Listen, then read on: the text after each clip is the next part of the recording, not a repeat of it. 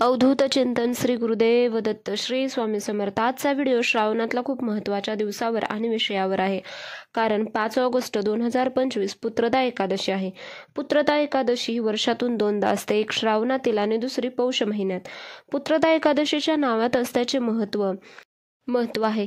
ती पुत्रप्राप्तीसाठी, संतान प्राप्तीसाठी केली जाते। त्यामुळे आवर्जून उद्या शक्य होतील तेवढ्या सेवा करा। ज्यांना संतती प्राप्तीसाठी प्रॉब्लेम आहे, तुम्ही मेडिकल ट्रीटमेंट घेताय परंतु काहीही साध्य होत नाही, तर आवर्जून ह्या दिवसाची सेवा वाया घालवू नका। त्या प्रॉब्लेममधून जात असाल तर उद्याच्या दिवसाच्या सेवा खरंच वाया जाऊ देऊ नका। पुत्रदा एकादशीची कथा अशी आहे की धर्मराज युधिष्ठिराला श्रीकृष्णाने सांगितले की कांचीपुरीत महिष्मत नावाचा राजा होता। त्याला अपत्य होत नव्हते। दुःखी होऊन त्याने अरण्यात व्रत केले आणि ऋषींनी सांगितले त्याला श्रावण शुक्ल एकादशीचे महत्त्व आणि व्रत करायला, आणि त्याने ते मनोभावे व्रत केले। त्याला त्याचे फळ भेटले, त्याला गुणवंत पुत्र प्राप्त झाला।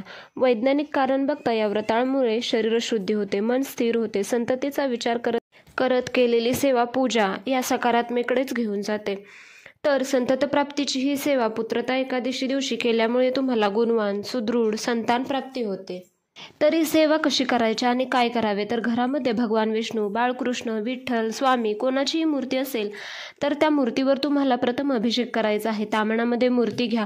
अभिषेक करताना श्री सुक्तम, पुरुष सुक्तम 1 वेळा म्हणावे किंवा ओम नमो भगवते वासुदेवाय नमः 108 वेळा म्हणत जप अभिषेक करा। पंचामृताने अभिषेक करून घ्यावा। हे झाल्यावर मूर्ती ताम्हणातून काढून घेऊन स्वच्छ पुसून घ्या आणि मूर्ती स्वच्छ जागेवर किंवा ताम्हणात ठेवा, किंवा जिथे मूर्ती होती तिथे ठेवा, त्या ठिकाणी ठेवा, पण त्याच्यात आधी थोडे तांदूळ ठेवावे। नंतर मूर्तीला वस्त्र परिधान करावे। ओम नमः भगवते वासुदेवाय नमः म्हणत जप करत राहा। नंतर एक तुळशीपत्र अर्पण करा। तसेच विष्णू सहस्त्रनामावली याचे पठण शक्य असेल तर ते करा। हे करत तुळशीपत्र अर्पण करा। आणि ही पुत्रदा एकादशीची सेवा मंगळवारी रात्री 12ला 1 दिवसीय करायची आहे। मंगळवारी रात्री म्हणजे जेव्हा मंगळवार संपणार तेव्हा तुम्हाला रात्री 11:15ला शुचिर्भूत व्हायचे आहे। देवाला दिवा लावा, देवासमोर बसा आणि तुम्हाला देवाला प्रार्थना करायची आहे।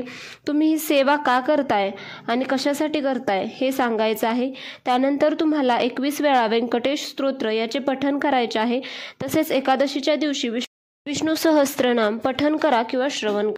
आता जी माहिती बघितली ते होती पूर्ण 1 दिवसीय सेवा करायची होती त्यासाठी। आणि जर तुम्ही पुत्रदा एकादशीपासून संकल्पयुक्त सेवा करणारा असाल संतती प्राप्तीसाठी, तर तुम्हाला काय करायचं आहे, जर तुम्ही ट्रीटमेंट घेताय, खूप सारे उपाय करून पाहिलेत परंतु काहीही होत नाही, तर अवश्य 40 दिवसाची ही सेवा करून पहा। 40 दिवसाचा हा प्रभावी सेवा किंवा उपाय करून पहा, तुम्हाला नक्की अनुभव येईल। तर तुम्हाला एकादशीच्या दिवशी च्या आदल्या दिवशी किंवा त्या एकादशीच्या दिवशी पहिल्यांदा स्वामी मंदिरात, केंद्रात किंवा मठात जायचं आहे आणि नारळ, खडीसाखर ठेवा। तेथे जोडीने तुम्हाला जायचं आहे, नवरा बायको दोघांनी जायचं आहे।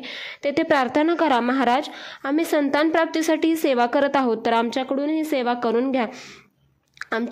तसेच तुमची इच्छा ते सांगा। घरी या, देवासमोर बसा, जोडीने संकल्प करा आणि तुमची इच्छा सांगा, तुमच्या मनातील प्रश्न सांगा, तुमचा प्रॉब्लेम सांगा आणि संकल्प सोडा।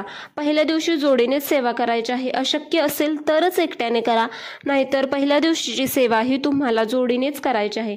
तर काय करायचे, एक तामण घ्या, त्यात बाळकृष्णाची मूर्ती घ्या, एकाने अभिषेक करा, एकाने सेवा करत राहा। 1 माळ संतान गोपाल मंत्र म्हणायचा आहे, म्हणजे 108 वेळा म्हणायचा संतान गोपाल मंत्र। तर 16 वेळा तुम्हाला पुरुष सुक्तम म्हणायचे आहे, तसेच 1 वेळा श्री सुक्तम म्हणा। नंतर फलश्रुतीला अभिषेक थांबवा, म्हणजेच श्री सुक्तम म्हणून झाल्यानंतर त्याची फलश्रुती असते तेव्हा हात जोडा आणि हात जोडून प्रार्थना करत फलश्रुती म्हणा।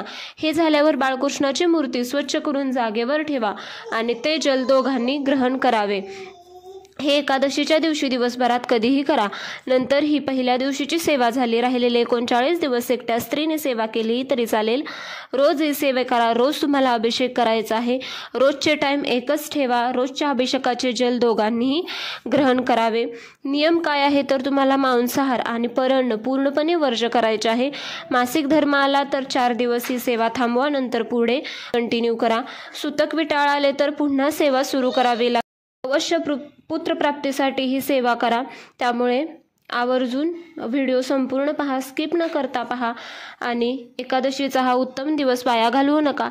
एकादशी दिवशी जास्तीत जास्त व्रत करा, तसेच कांदा लसूण अवॉइड करा. जास्तीत जास्त विष्णूंच्या मंत्रांचा जप करा, कोणाला अपशब्द बोलू नका. देवाकडे पुत्रप्राप्तीसाठी प्रार्थना करा, क्षमायाचना करा आणि तुम्हाला जेवढ्या शक्य होतील तेवढ्या भगवान विष्णूंच्या सेवा करा. देवाकडे प्रार्थना करा, मनोभावे करा, मनात पाप ठेवू नका आणि श्रद्धेने जे कराल सेवा ती करा.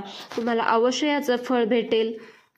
तर अशाच नवनवीन व्हिडिओसाठी चॅनलवर नवीन असाल तर प्लीज सबस्क्राईब करा. व्हिडिओ आवडला तर प्लीज लाईक अँड शेअर करा. व्हिडिओ पाहिल्याबद्दल धन्यवाद. श्री स्वामी समर्थ.